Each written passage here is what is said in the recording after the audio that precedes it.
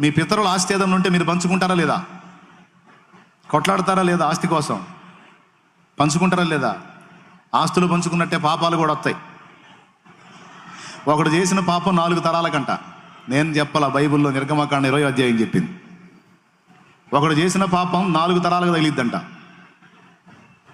గుర్తుపెట్టుకొని దుర్మార్గాలు చేయొద్దు. అదే ఒకడు నీతిగా దేవుని ఎదుట జీవిస్తే వాని ఆశీర్వాదం 1000 తరముల వరకు కొనసాగిద్దట. అది కూడా అక్కడే రాసి ఉంది.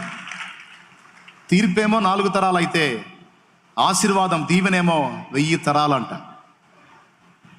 ప్రియులారా, అందరికీ ప్రేమతో చెప్తున్నా, ఇంకా మీలో ఎవరైనా మారు మనసు పొంది బాప్తిస్మం పొందకపోతే నేడే రక్షణ దినం, ఇదే అనుకూలమైన సమయం.